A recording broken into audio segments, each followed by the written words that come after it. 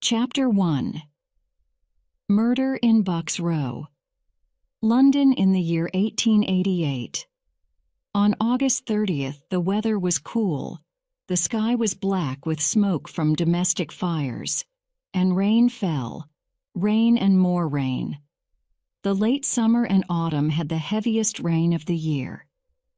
At 9 o'clock on that Thursday night, a great fire in London docks changed the color of the sky in the East End of London to a deep red. From the dirty streets, dark passages, and slum houses of Whitechapel, hundreds of people went to watch the fire. Many of them were poor and homeless. They lived and slept in squalid lodging houses.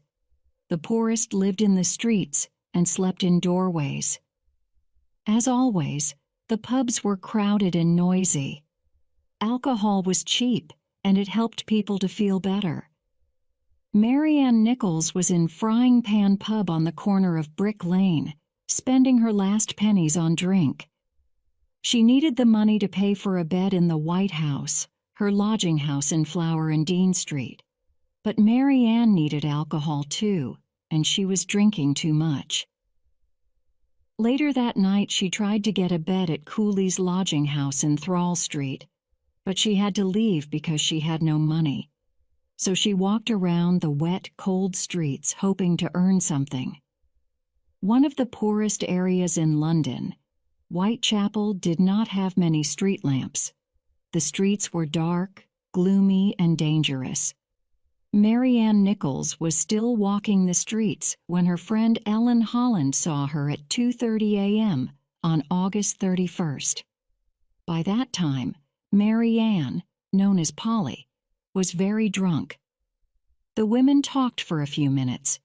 Ellen asked Polly to come with her to the lodgings in Thrall Street, but Polly went away along Whitechapel Road to try and get some money. After that, only one person saw her alive again: her killer. Bucks Row was a quiet, narrow road with warehouses on one side and some small houses, or cottages, on the other. At the end of the cottages was the entrance to Brown's stable yard, and then the long wall of a school. The street had only one gas lamp. At nearly 3:40 in the morning, it was dark. At this hour, Charles Cross, a carman, was walking to work.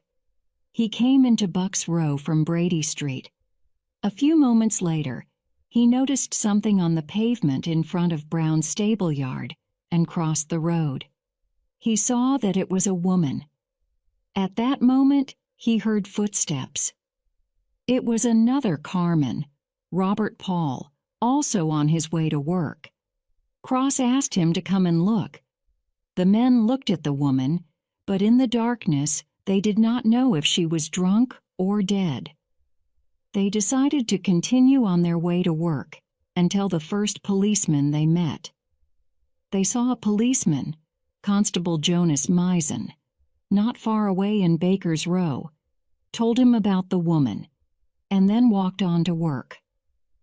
When Constable Misen arrived at the gates of the stable yard, another policeman, Constable John Neal, was already there. He had a lantern, and he showed Constable Misen a deep cut in the woman's neck. "I passed this place at 3:15, Constable Neal said, "but there was nothing here." "The woman's legs are still warm," said Constable Misen. "I think Mr. Cross interrupted her killer." Opposite the stable yard stood a warehouse. The manager, Walter Purkis, and his wife were in their bedroom on the second floor. Mrs. Purkis was awake most of the night, and Mr. Purkis slept badly and was awake between 1 and 2 o'clock, but they heard nothing. Mrs. Emma Green lived in the cottage next to the stable yard. She did not hear anything either. Polly Nichols' killer worked quickly and silently and disappeared like a ghost. He probably ran into Whitechapel Road through a narrow lane called Woods Buildings. Polly Nichols died just a few days after her 43rd birthday. She was about 1.58 meters tall and had dark brown hair.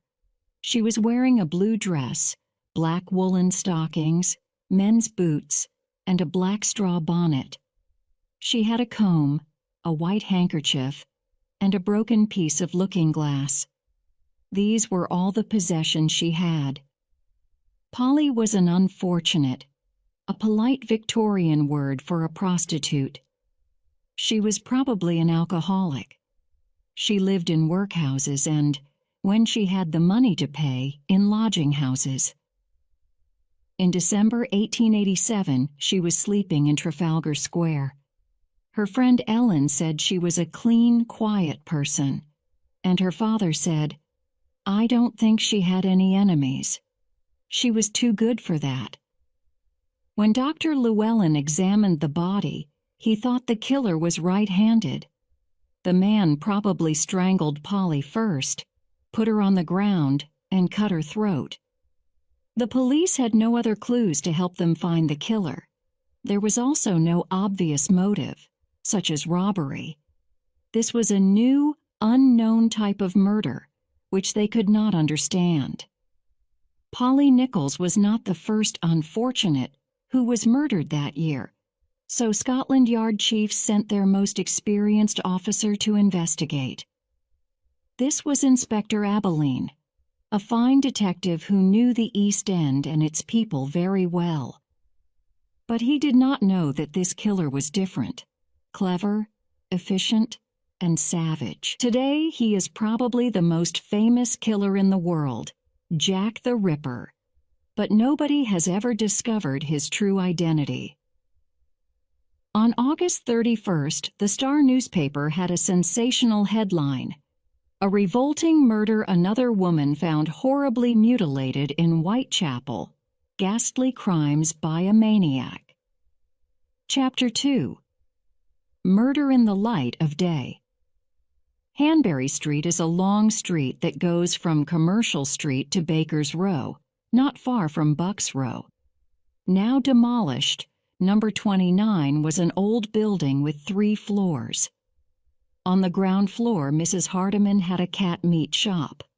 On the first floor, Mrs. Richardson and her grandson lived in 3 rooms, and she let out the other rooms. She also had a packing case business in the cellar at the back of the house. Her son, John, helped her in the business, but he did not live in Hanbury Street. A carman, John Davis, occupied the attic at the front with his wife and 3 sons. A total of 17 poor people lived in number 29, which was a crowded, busy place. From Hanbury Street, people entered the house through a door next to Mrs. Hardiman's shop. The door opened to a passage about 7 to 8 meters long.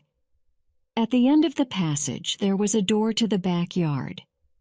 This was where Jack the Ripper murdered another woman in the early hours of September 8th. It was about 4:45 a.m. when John Richardson arrived at number 29. On his way to work at Spitalfields Market, he often checked the passage because strangers sometimes came in. This morning, he also wanted to check the cellar door at the back, sometime before thieves broke the lock and stole things. John walked through the passage and opened the door to the yard. Then he sat on some stone steps and took off one of his boots, which was hurting his toe. He cut a piece of leather from the boot with a knife. It was getting light, and he could see that the lock on the cellar door was secure. There was nobody in the yard. John left the house and went to the market. Albert Kadosh, a carpenter, lived at 27 Hanbury Street, next to number 29. He got up at 5:15 a.m., and in a few minutes he went out to the backyard. He was returning to the house when he heard a voice in the next yard say, "No." 3 or 4 minutes later, Albert came into the yard again and heard a sound like a bump against the wooden fence that separated the yards of numbers 27 and 29. He thought it was somebody falling against the fence, but he did not look to see what it was. Then he left for work and passed Spitalfields Church at about 5:32 a.m. At 5:45 a.m., John Davis got up.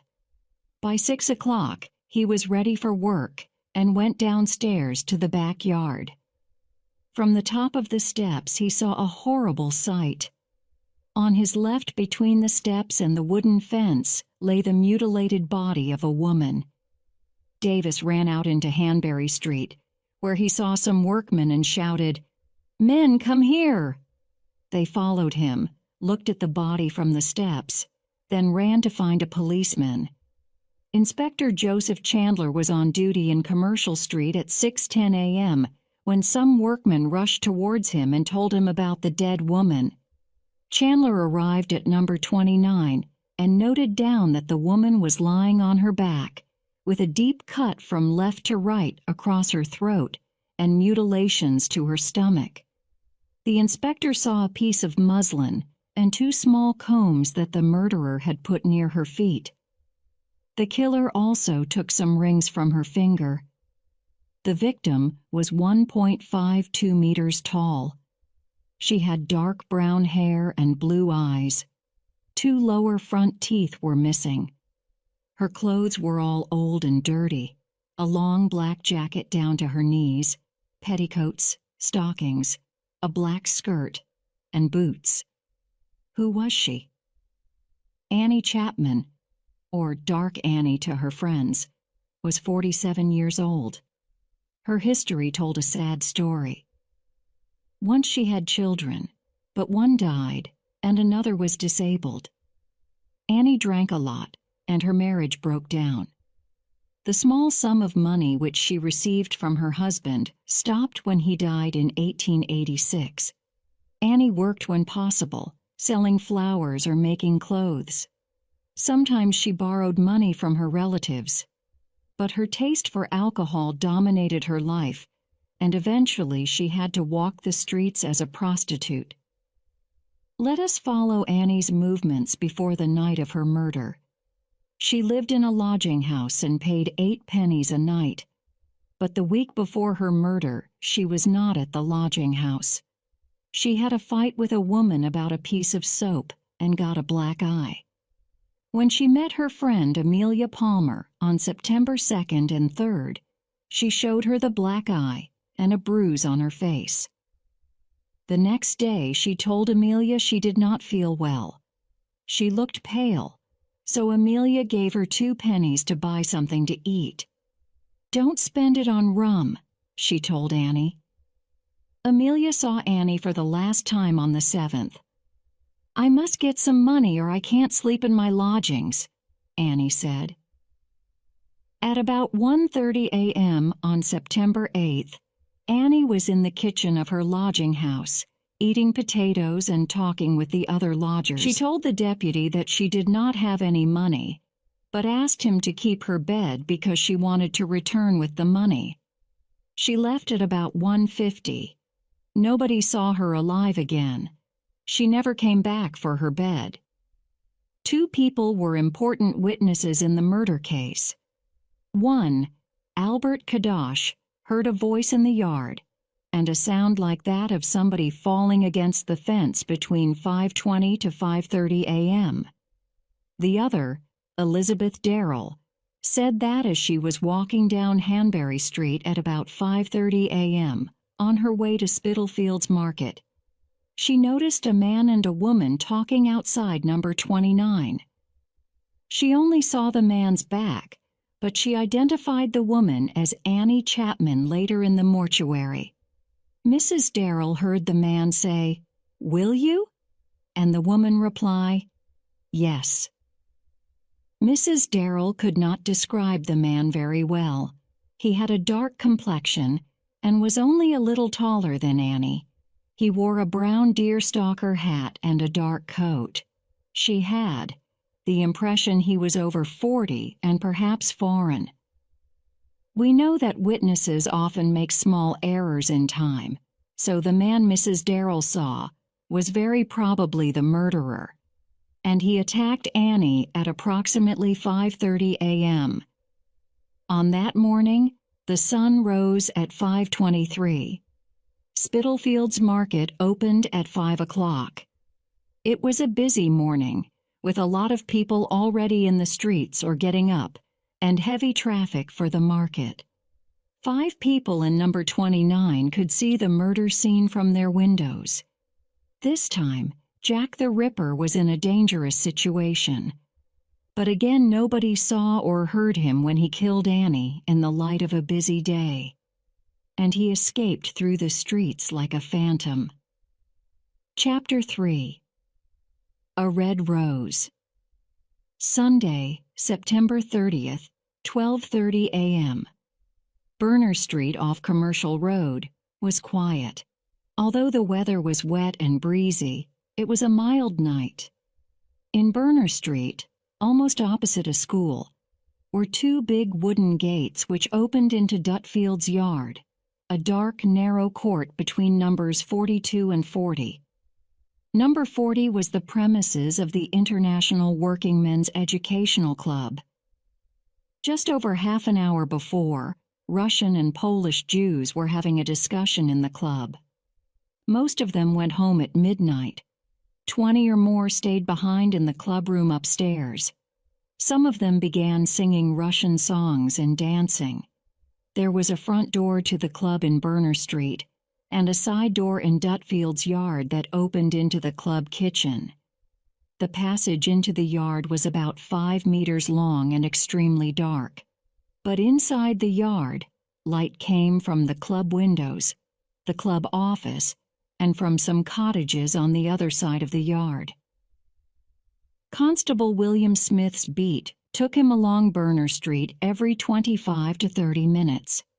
At 12:35 a.m., he noticed a man and a woman by the school wall opposite Dutfield's yard. The woman wore a red flower on her jacket. The man had a parcel wrapped in newspaper. He was 1.70 meters tall, about 28 years old, and wore a deerstalker hat and dark clothes. At 12:45, Israel Schwartz was walking towards Dutfield's yard when he saw a man stop and speak to a woman in the entrance. Schwartz later described the man as 1.65 meters tall, about 30, with a small brown mustache. He was wearing a dark jacket and trousers, and a black cap with a peak. Suddenly the man pulled the woman into the street and threw her down onto the pavement. She screamed, but not loudly. Schwartz did not want any trouble, so he crossed to the other side of the street. There he saw another man who was lighting a pipe. Then the first man shouted, "Lipsky," perhaps at Schwartz, perhaps at the other man. Frightened, Schwartz ran away. The man with the pipe ran after him. Schwartz thought the man was following him, but a few moments later when he looked back, there was nobody behind him. What was going on? Later, Inspector Abilene had a good theory. He knew that Lipsky was the name of a Jewish murderer, and in 1888 it was an insulting word used against Jews. Israel Schwartz was Jewish, so perhaps when the first man saw him, he shouted Lipsky to warn him aggressively to go away. Or perhaps he was warning the man with the pipe that Schwartz was coming. Was this man the murderer's accomplice? Or was he an innocent witness who ran away like Schwartz? At 1 a.m., Louis Diemschutz was coming along Burner Street with his pony and cart. He lived with his wife at the club, which they managed together. When he drove his cart into the entrance to Dutfield's yard, the pony turned to the left and refused to go on. It was scared of something. Mr. Diemschutz looked down to his right, and in the pitch darkness, he could just see a shape on the ground. He got off his cart and struck a match. Before the breeze blew out the match, he made out a figure in a dress. It was a woman. Mr. Diemschutz, anxious about the safety of his wife, went into the club to look for her. He found her safe with some club members and told them about the woman. Then he returned to the yard with a candle and a friend. When they saw a lot of blood flowing from the woman's neck, they ran to find a policeman. At the same time, Morris Eagle, another member of the club, ran for help in the opposite direction. He found 2 policemen in Commercial Road, who rushed to Dutfield's yard. Then one of them went off to bring a doctor. Edward Johnston, a doctor's assistant, arrived at 1:13.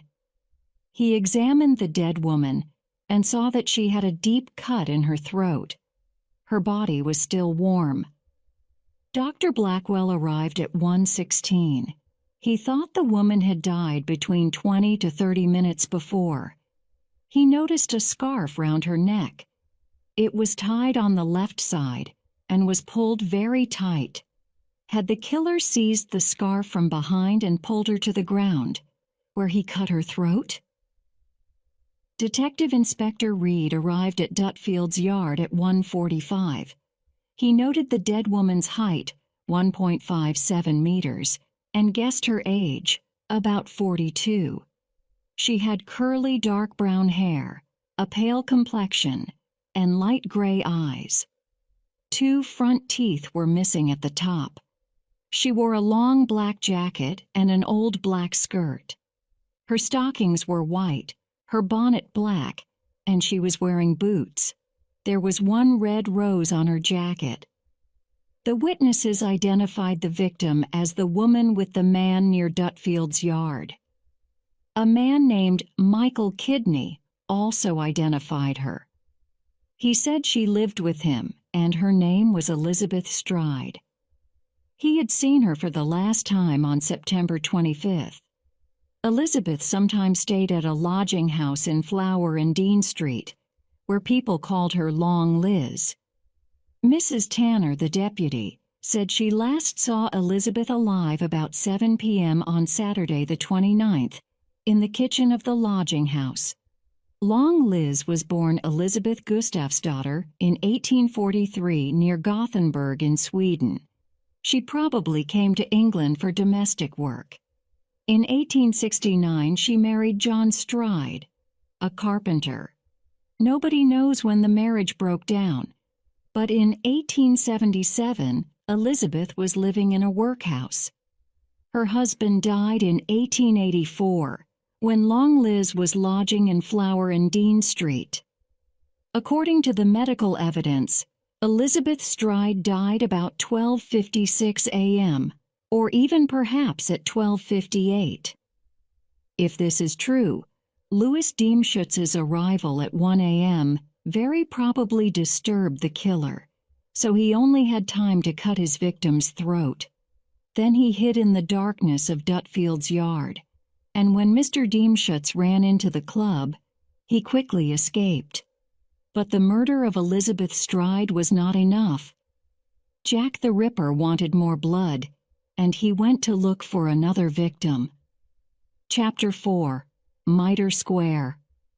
After the murder of Elizabeth Stride, Jack the Ripper went to look for another victim.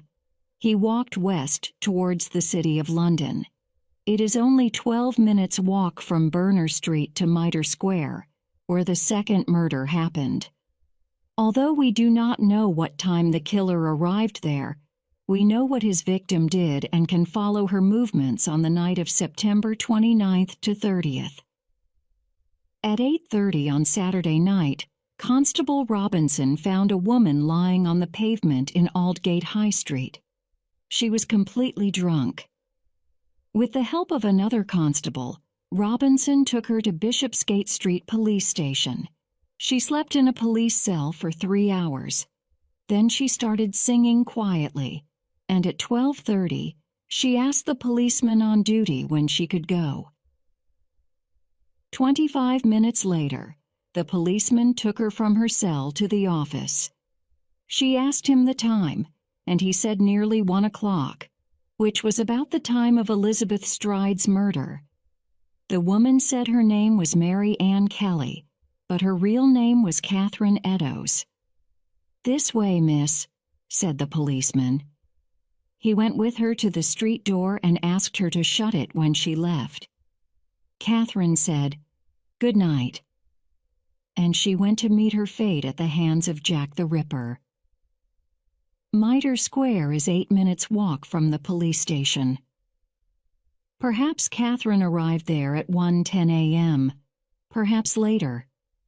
We can imagine her singing to herself as she walked along, a small woman, about 1.52 meters, and thin.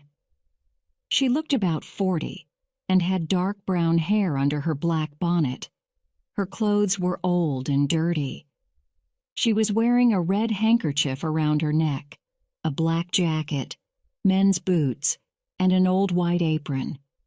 This apron had an important part to play in the murder.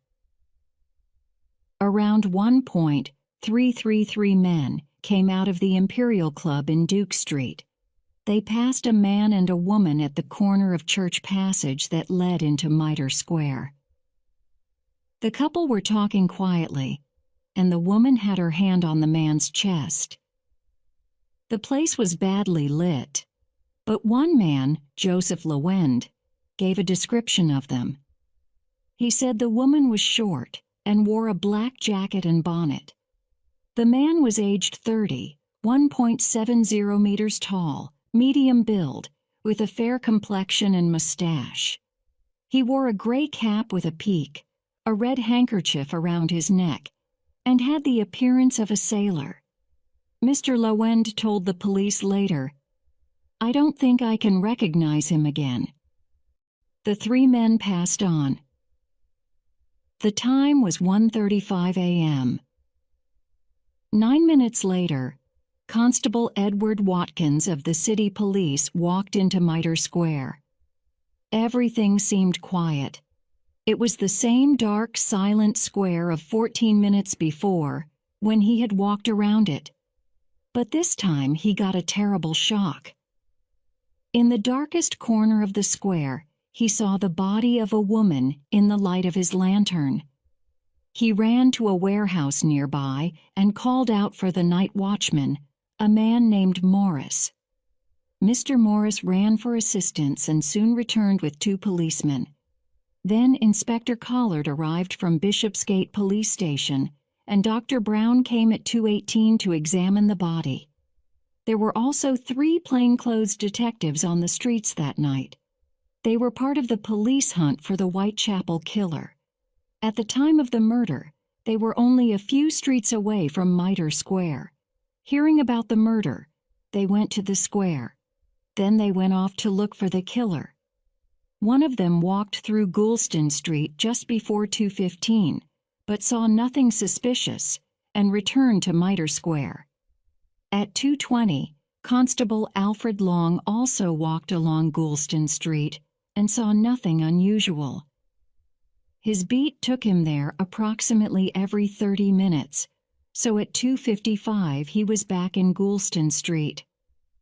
This time, he saw a piece of blood-stained apron in an open doorway. Near the piece of material, in white chalk on the wall, was a message.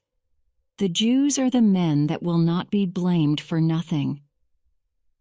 When Constable Long reported this graffito, an Inspector McWilliam sent orders to photograph it. But the Chief of the Metropolitan Police, Sir Charles Warren, changed the order. He was afraid about anti-Jewish demonstrations, so he ordered his men to rub out the message. He destroyed an important clue. But he knew about the strong anti-Semitic feelings in the area. The piece of blood-stained apron fitted exactly into a missing section of the victim's apron. The killer evidently took it with him and cleaned his hands on it. At some time between 2:20 and 2:55, he was in Goulston Street. He threw the piece of apron, wet with blood, in the doorway and wrote the message. But perhaps he did not write the message. Perhaps it was already there, and the murderer dropped the apron near it by chance. Or did he see the graffito and leave the apron there to put the blame on the Jews? We shall never know the answer. But we know that Jack the Ripper was an extraordinary killer. Cool, daring, and efficient. He came and went invisibly. Constable Watkins saw nothing in Mitre Square at 1:30. He did not see or hear anything when he entered it and discovered the body at 1:44. And only minutes before, at 1:41 or 1:42, another officer looked into the square from Church Passage. "I saw no one and heard no cry or noise," he said later. Mr. Morris, the night watchman in the warehouse, went to the door and looked into the square 2 moments before Constable Watkins called him. Everything was quiet and deserted. So in less than 15 minutes, the Ripper took Catherine into Mitre Square, killed her, mutilated her horribly, and escaped, right under the noses of the police. His escape was amazing.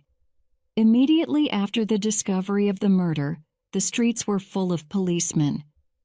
The police were already everywhere in the area after Liz Stride's murder.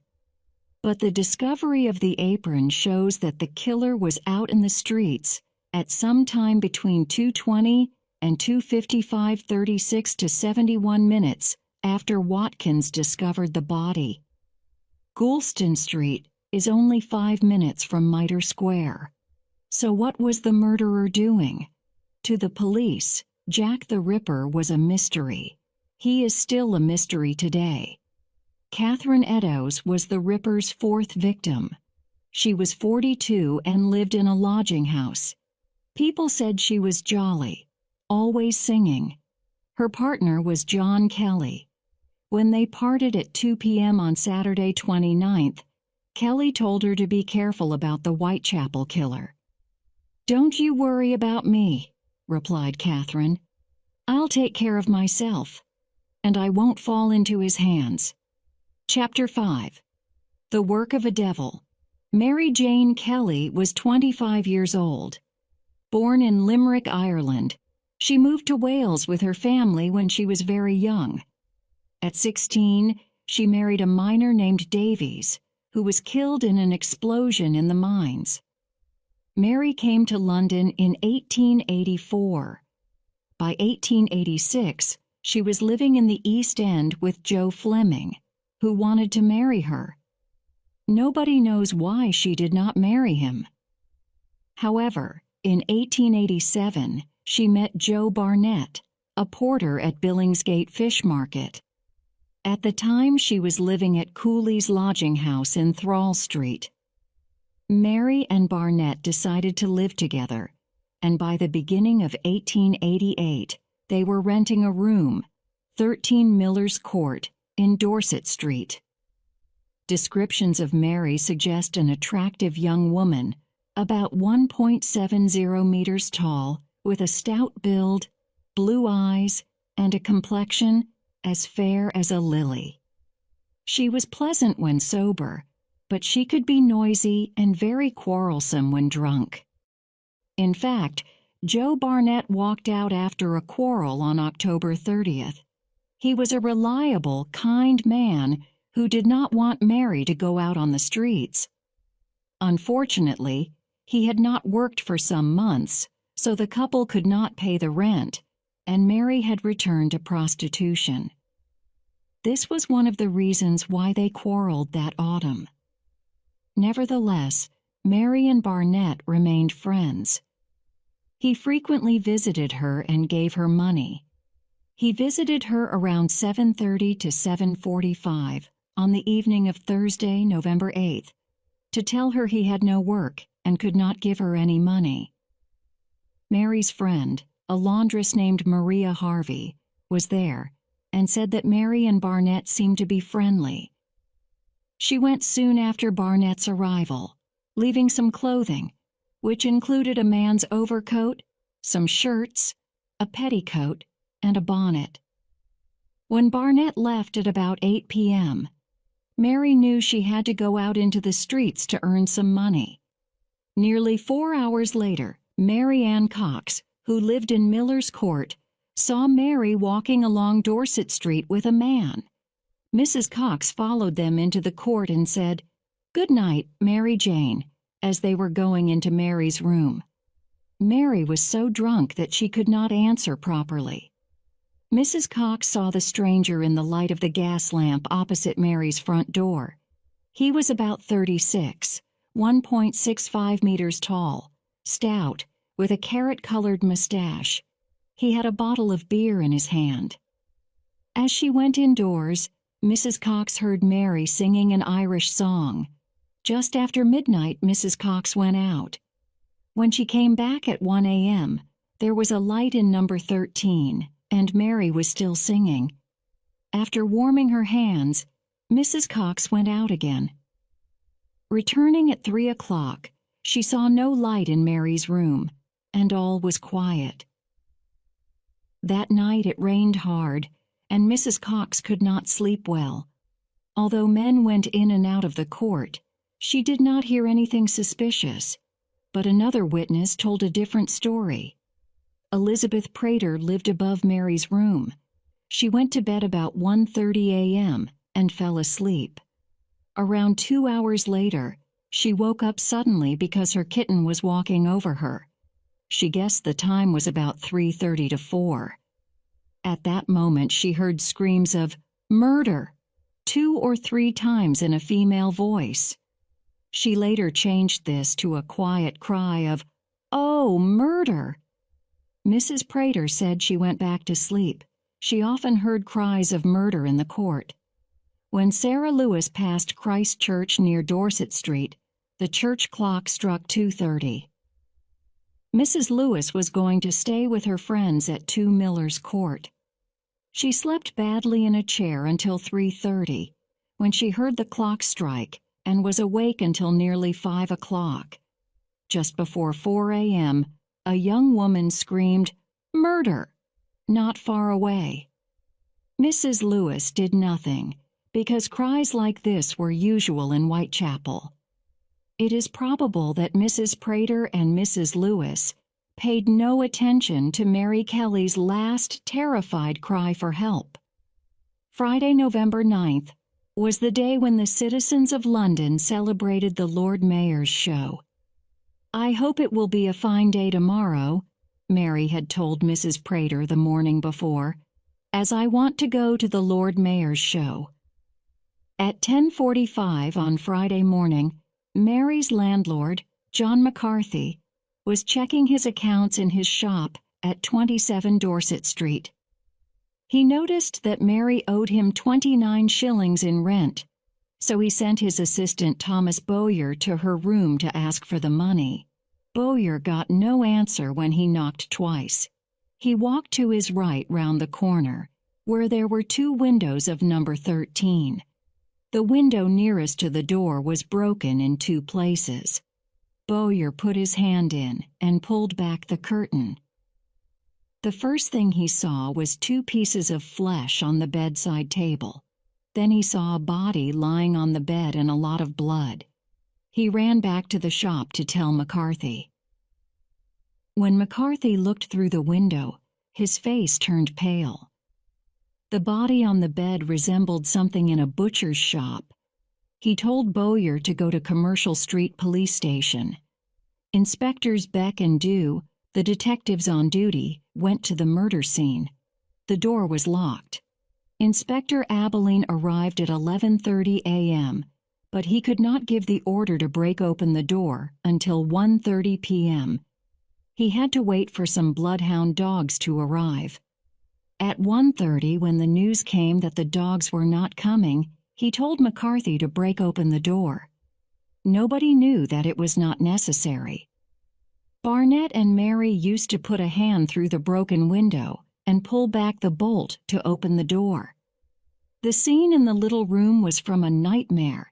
It was only 4 to 5 meters square, and the door banged against the bedside table. There was not much furniture. An old table and 2 old chairs stood on the bare, dirty floor. In the fireplace were the ashes of a large fire. On the bed lay a body that was almost unrecognizable. Only only the hair and eyes identified it as Mary Kelly. John McCarthy said later, "It looked more like the work of a devil than of a man." And Mrs. Prater, who looked through the window, said, "I can never forget it, if I live to be 100. Next day, Inspector Abilene examined the ashes in the fireplace. The strong heat from the fire had melted part of a kettle. In the ashes, Abilene found some women's clothing, which Maria Harvey had left in the room. Why had the Ripper burnt them? When Abilene discovered only one small piece of candle in the room, he thought that the killer had made a fire with the clothes because he needed more light to do his terrible work. This time, Jack the Ripper had time to finish his crime without interruption. It was truly the work of a devil. Chapter 6. Who was Jack the Ripper? The man called Jack the Ripper was never caught, and his name will probably never be known. There were lots of suspects at the time, but the police did not have any real evidence against them. During the years since the murders, the number of suspects has increased. An identikit picture of the man can be constructed from the descriptions by the few witnesses who possibly saw him. The first witness was Elizabeth Darrell, who very probably saw the Ripper with Annie Chapman outside 29 Hanbury Street. He wore a brown deerstalker hat and was short, about 1.63 meters. Mrs. Darrell did not see his face, so her impression that he was a dark-looking foreigner aged over 40 is not certain. In the case of Elizabeth Stride, from the descriptions by Constable Smith and Israel Schwartz, we have a man between 28 to 30 years old, 1.65 meters to 1.7 meters tall, wearing dark clothes and a hat with a peak, or perhaps a deerstalker. Schwartz said the man had a small mustache. Joseph Lawende saw a man with a woman near Mitre Square.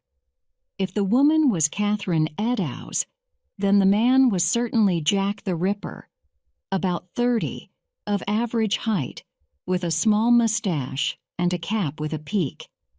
On November 12th, a laborer named George Hutchinson gave the police a very good description of a man he saw with Mary Kelly at about 2 o'clock on the morning of her murder. Hutchinson said the man was aged about 34 to 35, just over 1.67 meters, with a pale face, dark eyes and hair, and a small mustache. He was dressed like a gentleman in a long dark coat, dark hat, and boots with buttons. He had a black tie and a big gold watch chain. He was carrying a small parcel. Hutchinson followed the couple into Dorset Street, where they stood and talked at the entrance to Miller's Court. When they went into the court, he waited around for about 45 minutes. But they did not come out, so he went away as the church clock struck 3 o'clock. Sarah Lewis, the witness who passed Christ Church at 2:30 a.m., said she saw a man standing by a lodging house opposite Miller's Court. He was not tall, stout, and was wearing a black hat. She thought he was looking up Miller's Court, as if waiting for someone to come out. So Mrs. Lewis's testimony seems to confirm George Hutchinson's story. But some students of the murders believe that Hutchinson's description is too precise and that he was lying for some reason. Finally, we can exclude the man with the bottle of beer who was seen with Mary at 11:45 p.m. by Mrs. Cox. The time was too early. The Ripper did not stay with his victims for hours before killing them. What is the most probable picture of the murderer? He was a short man, not more than 1.68 meters, between 28 to 35 years old, with a light brown mustache. He wore dark clothes and a hat with one peak, or two like a deerstalker. He was probably stout and muscular. A psychological profile of the killer was created in 1988. It describes him as a solitary man who worked alone, without the help of an accomplice. He usually killed at weekends, so he was employed, perhaps as a butcher. But he was not a doctor or a surgeon because he showed very little medical skill or knowledge. As he went out late at night, he probably was not married. He certainly lived or worked in the Whitechapel area because he knew it very well. He mutilated only the faces of Eddowes and Kelly, which in the opinion of modern experts indicates that he knew them. Most of the hundreds of suspects can be eliminated. An example is Montague John Druitt, a 31-year-old lawyer, teacher, and enthusiastic sportsman. On December 31, 1888, his body was found in the Thames near Chiswick. It had been in the water for about a month. On Friday, November 30th, Druitt lost his job at a private school for some unknown reason. He explained his suicide in a note to his brother. He wrote that he was afraid of becoming like his mother, and the best thing for me was to die. His mother was in an asylum for lunatics. The police believed that Druitt went mad after the murder of Mary Kelly and committed suicide. However, today we know that serial killers do not often commit suicide. Also, Druitt was playing cricket in Dorset on September 1st, the day Polly Nichols was murdered. In 1902, Inspector Abilene suspected a man called George Chapman, a publican who was arrested for poisoning his barmaid Maud Marsh. He had killed other women in the same way. Chapman's real name was Severiano Klosowski, a Polish immigrant working as a barber in Whitechapel in 1888. But he had only arrived in England the year before, so how could he know the area as well as the Ripper? And is it possible that Jack the Ripper changed from savagely killing prostitutes to poisoning barmaids? A recent suspect is the famous artist Walter Sickert, known as the British Impressionist. He was 28 years old and living in London at the time of the murders. His strange character has attracted suspicion. He was secretive and often disappeared into dark little rented rooms around the poor quarters of London. He had a morbid interest in the Ripper murders all his life, and it is possible that he sent Ripper letters to the police. But there is no real evidence to connect him with the killings. He was also taller and slimmer than the man described by witnesses. His gloomy paintings of murder scenes were part of his vision as an artist. He liked to paint the dark, squalid side of life. Other artists and writers show a similar fascination with violence. Dickens, for example, or Zola. But that does not mean they are murderers. A more probable suspect is George Hutchinson, mentioned earlier. He gave a detailed statement on the evening of November 12th, after the inquest on Mary Kelly. Some writers have asked why he did not go to the police before the inquest. Was it because Mrs. Lewis's testimony appeared in the newspapers only after the inquest? When he read the report, he realized that she had seen him opposite Miller's Court.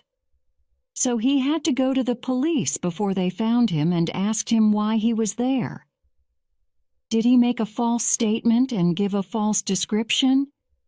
Did he have something to hide? The killer's terrible mutilation of Mary Kelly's face suggests that he knew her well. Hutchinson's statement begins, "About 2 a.m., 9th, I met the murdered woman, Kelly, and she said to me, 'Hutchinson, will you lend me sixpence?'" So he and Mary knew each other. In fact, Hutchinson had known Mary about 3 years, so he certainly knew that she had her own room. After the murders in Berner Street and Mitre Square, the streets were too dangerous for the Ripper, which explains why he did not kill in October. So perhaps he decided to kill his next victim indoors and chose Mary Kelly, knowing her room was safe. Mrs. Lewis described Hutchinson as a short, stout man. The newspapers gave his age, 28. He lived at the Victoria Home, a working men's lodging house in Commercial Street, right in the middle of the murder area, and very near Goulston Street, where the piece of Eddowes' apron was found. So was George Hutchinson Jack the Ripper? We do not know. The police believed there was one final murder by the Ripper in July 1889. It happened in Castle Alley, close behind Hutchinson's home. If Hutchinson was the Ripper, why did he stop killing? We know that by 1891 he had moved away from Whitechapel. Nobody knows where he went. There is one important point in favor of Hutchinson's story. Inspector Abilene, a very able and experienced detective, interviewed him on November 12th and believed his story. He wrote, "I am of the opinion his statement is true." But Abilene had been wrong about George Chapman. Chapter 7. Panic. In our violent times, it is difficult to imagine the shock and horror that the Whitechapel murders caused in 1888. In Victorian times, the East End was also violent, but the Ripper murders were something new. Murder was usually the result of domestic quarrels, drink, or robbery. The Ripper murders were the first of a new kind of crime, serial killings, savage, without an obvious motive, no clues, and very difficult to solve. The fury of the Ripper's way of killing puzzled the doctors, the police, the public, and the press. To them, he was a lunatic. On August 7th, before the Bucks Row murder, a woman called Martha Tabram was killed and then stabbed ferociously with a knife 39 times. This was so unusual that some writers today believe it was a Ripper murder. At the time, the newspapers called it unique and mysterious, and the work of a homicidal maniac. After the Polly Nichols murder, sensational reports in the newspapers increased the public's fear and horror. Women became very nervous. People discussed it in the streets, and large crowds visited Bucks Row on September 4th. There were stories of a mysterious man known as Leather Apron, who demanded money from prostitutes and beat them if they resisted. When the police found a leather apron at the scene of the Hanbury Street murder, they hunted a man called John Pizer, a Polish bootmaker who always wore a leather apron for his work. They found him hiding with his family and arrested him on September 10th. But he had a very good alibi, which proved his innocence. After the Hanbury Street murder, people waited in queues outside newsagents. The Star reported the crime in very sensational language. The killer was half beast, half man, a demon, or vampire. When Mrs. Mary Burridge of South London read about the murder, she collapsed and died of fright. The East End community fell into panic and hysteria. On September 8th, thousands of frightened people were out in the streets. Large angry crowds gathered in Hanbury Street and at the local police stations. They attacked anybody who looked suspicious. A young criminal called Squibby, for example, was in Hanbury Street when a detective saw him in the crowd and chased him. The crowd followed, shouting, "Catch him!" Squibby was terrified and finally surrendered to the police for his own protection. The anger of the crowd also turned against Jews, who were threatened and abused. Liz Stride and Kate Eddowes were murdered near Jewish clubs, and the police were very nervous about the possibility of anti-Jewish disturbances. The message in chalk that blamed the Jews was written on the wall of a building in a Jewish area. But it is certain that the Ripper was not Jewish, and Samuel Montague, an important Jewish citizen and MP, offered a reward of £100 for the arrest of the murderer. Also, some Jewish tradesmen organized a vigilance committee to help the police and offered a reward. At night, anger changed to terror. Shops closed early. People rushed home and locked their doors. Some prostitutes left Whitechapel. Panic spread all over London. When a man called Brennan began to shout about the murders in a pub in Camberwell, the customers ran out into the street, and Brennan was soon arrested. But in Whitechapel, the pubs were empty, and there were only policemen and vagabonds in the dark streets. Calm began to return only after a few weeks. Meanwhile, the newspapers continued to report sensational stories and rumors, but they could not print details of the killer's mutilations, which the doctor did not reveal. Although the details of Annie Chapman's murder were given on September 19th, they were not reported for reasons of decency. However, 2 days before, somebody sent a letter to the police, which was never published. It began, "Dear Boss," and there was a postscript which included the sentence, "What a pretty necklace I gave her." The writer was probably talking about the injury to Annie's throat, but only the police, the doctors, and the killer knew the details of Annie's murder. The letter was signed, "Catch me if you can, Jack the Ripper." It was very probably from the murderer. A second letter of September 27th was signed, "Yours truly, Jack the Ripper." This was published on October 1st, the day that the world finally had a name for the Whitechapel killer. After the double murder of September 30th, the panic got worse.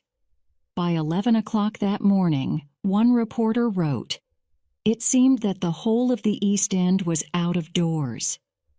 Thousands of people went to Berner Street and Mitre Square. Many of them paid to look at the murder scenes from windows.